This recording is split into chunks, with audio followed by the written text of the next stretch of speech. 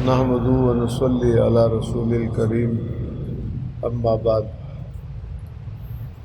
پچھلے درس میں وحی الہام اور وحی نبوت میں فرق بتایا تھا۔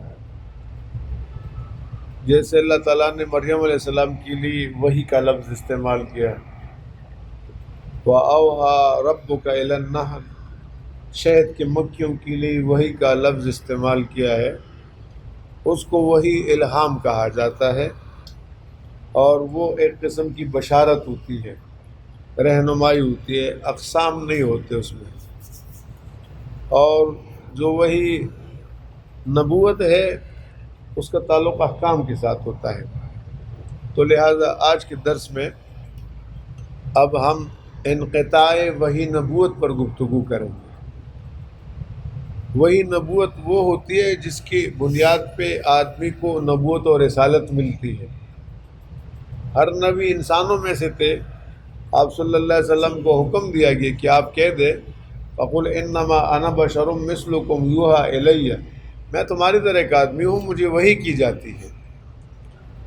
اور پچھلے لوگوں کو تعجب تھا، جیسے آج کے بعض لوگ کہتے ہیں کہ نبی نور ہے، بشر نہیں ہے، اس طرح ان لوگوں کو بھی تعجب تھا۔ مَا لِهَٰذَا الرَّسُولِ يَأْكُلُ الطَّعَامَ وَيَمْشِي فِي الْأَسْوَاقِ، اس پیغمبر کو کیا ہوا، یہ کھانا کھاتا ہے اور بازاروں میں پھرتا ہے۔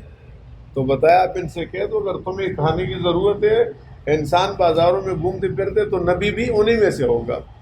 فرشتے تو عمل کا نمونہ نہیں دے سکتے، نبی دے سکتے جو انسان ہو۔ تو بہرحال ان انسانوں میں اعلیٰ ترین طبقہ انبیاء علیہ الصلوۃ والسلام کا ہے، جن کو وہی نبوت ہوتی ہے۔ نبوت اور رسالت کے حوالے سے ہم نے بتایا تھا کہ یہ ان کی ذمہ داری ہوتی ہے کہ جو پیغام ان کو ملتا ہے وہ آگے امت تک پہنچائے، اور امت کی ذمہ داری ہوتی ہے کہ اس پیغام پہ عمل کرے اور اپنے آپ کو اس کا پابند کرے۔ تو یہ وہی نبوت ہے۔ لہٰذا وہی الہام اور وہی نبوت کے اندر فرق ہوا۔ اب وہی نبوت منقطع ہے۔ امام الانبیاء صلوات اللہ علیہ وسلم کی دنیا سے تشریف لے جانے کے بعد وہی نبوت ختم۔ ابو بکر صدیق رضی اللہ تعالیٰ عنہ جب لوگوں کو دیکھا کسی کا ہوش اڑ گیا ہے، کوئی کیا کر رہا ہے، تو آپ نے جمع کیا اور خطبہ دینا شروع کیا۔ من کان یعبد محمد صلی اللہ علیہ وسلم فإن محمدا قد مات ومن کان یعبد اللہ فإن اللہ حی لا یموت، تم میں جس نے محمد صلی اللہ علیہ وسلم کی عبادت کرنی تھی وہ تو دنیا سے چلے گئے، اور جس نے اللہ کی عبادت کرنی ہے تو اللہ تو زندہ جاوید ہستی ہے، وہ تو خود موت و حیات کا مالک ہے۔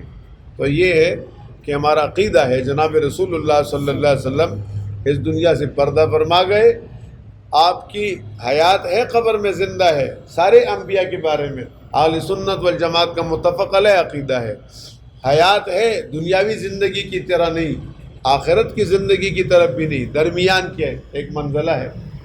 تو بہرحال آپ صلی اللہ تعالیٰ علیہ وسلم کے بعد وہی نبوت کا دروازہ بند ہو گیا۔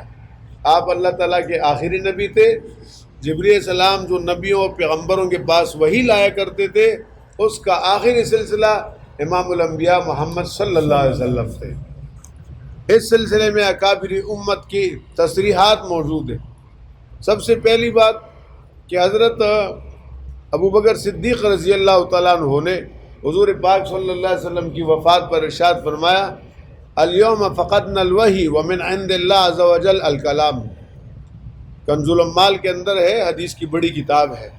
ابو بکر صدیق نے کہا آج ہمارے پاس وحی نہیں ہے، وحی منقطع ہو گئے حضور کی دنیا سے تشریف لے جانے کے بعد، اور نہیں اللہ تعالیٰ کی طرف سے کوئی نیا فرمان آئے گا، جو تھا وہ قرآن ہے اور حدیث ہے بس۔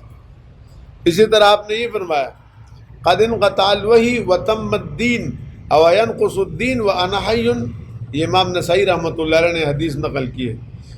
جب یہ اس موقع کی بات ہے جب حضرت صلی اللہ علیہ وسلم کی وفات کے بعد بعض لوگوں نے زکوٰۃ دینے سے انکار کیا، مانعین زکوٰۃ کا فتنہ اٹھا، اور انہوں نے کہا کہ زکوٰۃ تو آپ صلی اللہ علیہ وسلم کے زمانے کے ساتھ خاص تھی، اب ہم نہیں دیں گے۔ ابو بکر صدیق نے کہا ہم ان کے ساتھ لڑیں گے، اگر ایک رسی جو رسول اللہ صلی اللہ علیہ وسلم کے زمانے میں دیا کرتے تھے، آج اگر وہ نہیں دیں گے تو بھی میں ان کے ساتھ لڑوں گا۔ اور تمہارا تو ہم ان کو کہہ رہے تھے کہ تھوڑا نرم ہو، انہوں نے کہا ابو بکر نے کہا تو کتنا سخت تھا، آج مجھے نرمی کا درد ہے۔ اس موقع پر یہ تاریخی جملہ حضرت ابوبکر نے کہا، قد انقطع الوحی، وحی کا سلسلہ منقطع ہو گیا، وتم الدین، اور دین مکمل ہوا۔ اب اگر کوئی آدمی دین کی کسی حکم کا انکار کرے گا، او ینقص الدین، تو دین میں کمی آئے، وَأَنَا حَيٌّ، اور ابوبکر زندہ ہو نہیں سکتا۔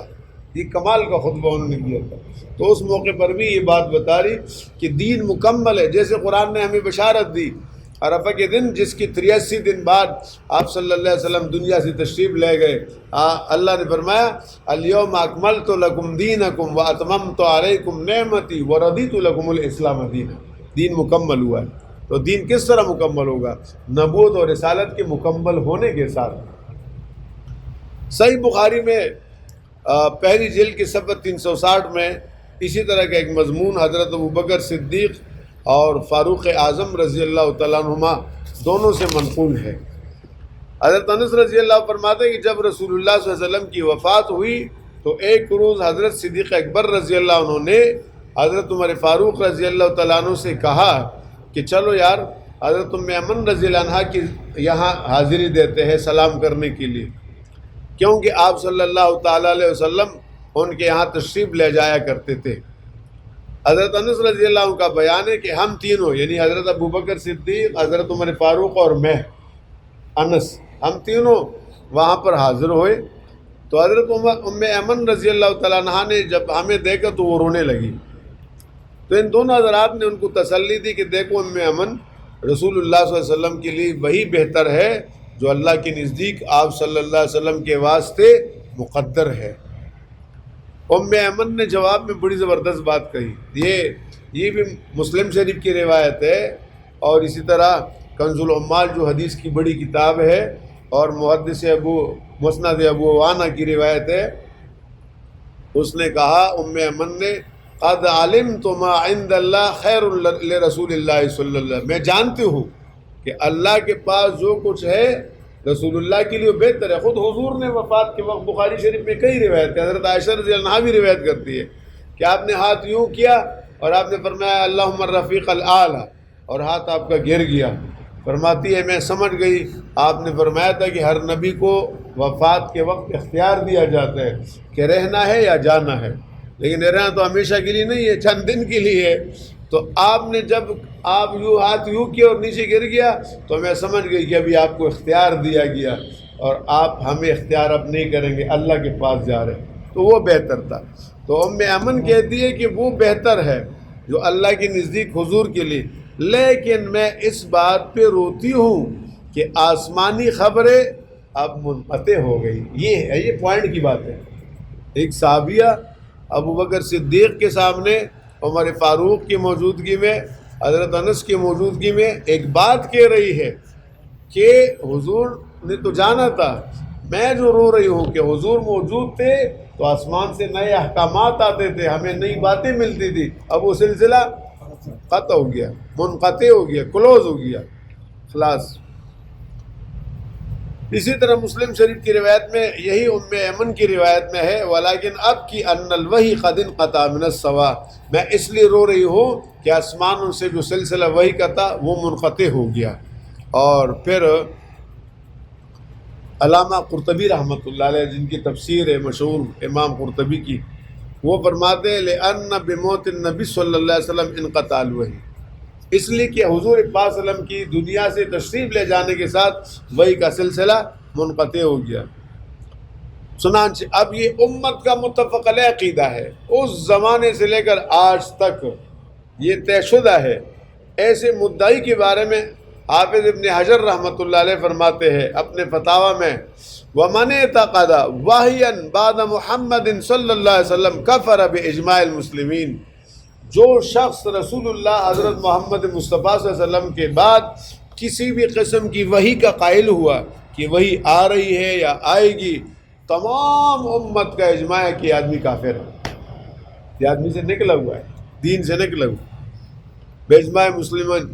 چنانچہ قادیانی گروہ کشف، الہام، وحی میں تحریف نہیں کرتے، تلبیس کرتے ہیں، دھوکہ دیتے ہیں کہ نہ صرف کشف و الہام بلکہ وہی نبوت کو مرزا غلام احمد قادیانی کے لیے جاری مانتے ہیں۔ میں نے آپ سے کہا تھا نا کہ لاہوری گروہ قادیانیوں کا اختلاف ہوا، اختلاف کرسی پر ہوا، انہوں نے مرزا محمود کو بنایا، لاہوری گروپ والے کہہ رہے ہمارے آدمی کو بناؤ۔ اختلاف کے بعد اب وہ کیا کیا انہوں نے یہ کیا کہ ہم تو قادیانی کی طرح نہیں ہیں۔ کیسے؟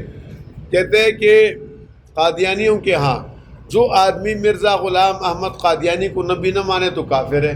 لاہوریوں نے کہا کہ ہم اس کو کافر نہیں مانتے۔ ٹھیک ہو گیا۔ اچھا تم یہ بتاؤ کہ قادیانی کے بارے میں تم کیا کہتے ہو؟ وہ کہ قادیانی جتنے دعوی کیے نا وہ سب سچے ہیں، تو جھوٹ پھر وہی کفر آ گیا نا۔ قادیانی تو نبوت کا بھی دعویٰ کیا، یہ ہے نکتہ۔ چنانچہ انہوں نے مرزا غلام احمد قادیانی کی نام نہاد وحی کو ایک مستقل کتاب کی شکل میں شائع کیا ہے۔ اچھا آپ کے علم میں ہے قرآن کے بہت سارے نام ہے، ایک قرآن کا نام تذکرہ ہے۔ کیا نام ہے بھائی؟ ایک جگہ ذکر بھی ہے، انا نحن نزلنا الذکر وانا لہ لحافظون۔ تذکرہ کلا انہا تذکرہ، قرآن نے بتایا خود، کلا انہا تذکرہ فمن شاء ذکر فی صحف مکرمہ مرفوعۃ مطہرہ۔ تو کلا انہا تذکرہ قرآن کا نام ہے۔ ان بدماشوں نے کیا کام کیا کہ مرزا غلام احمد قادیانی کے الہامات کو اور کہتے ہیں اس کو جو وحی آ رہی تھی ان سب کو جمع کیا اور اس کا نام تذکرہ رکھ دیا۔ یہ تلبیس ہے، اس کو دھوکہ کہتے ہیں۔ یہ شیعہ یہودیوں نے شیعہ کا مذہب ایجاد کیا، اور یہ نا یہ ایک ہی سیم چیز ہے، بس رنگ بدل ہے، کپڑا ایک ہے۔ چنانچہ اب تذکرہ اگر یہ اپنے اس کی کتاب کا نام قرآن رکھتے تو لوگ لڑتے یا نہیں لڑتے؟ لڑتے نا کہ یہ قرآن تو ہماری کتاب ہے۔ چنانچہ دھوکہ دینے کے لیے اس کا نام تذکرہ رکھتا۔ تذکرہ قرآن کا نام ہے، عام مسلمانوں کو نہیں پتہ لیکن ہم نے بتا دیا کلا انہا تذکرہ، کہ تذکرہ کس کا نام ہے؟ قرآن کا۔ تو ناظرین ان آیات میں تذکرہ قرآن مجید کو قرار دیا گیا ہے۔ قادیانی اگر مرزا غلام احمد قادیانی کی وحی کی مجموعی کا نام قرآن رکھتے تو مسلمانوں میں اشتعال پھیلتا۔ انہوں نے قرآن مجید کا غیر عرفی نام چرا کر مرزا کی وحی پر چسپاں کر دیا اور اس کا نام تذکرہ رکھ دیا۔ آگے خود پہلے پیج پہ لکھا ہے، یہ جملہ سمجھ لینا، اس کتاب کی پہلے پیج پہ صفحے پر لکھا ہوا ہے تذکرہ، یعنی وحی مقدس و رؤیا و کشوف حضرت مسیح موعود۔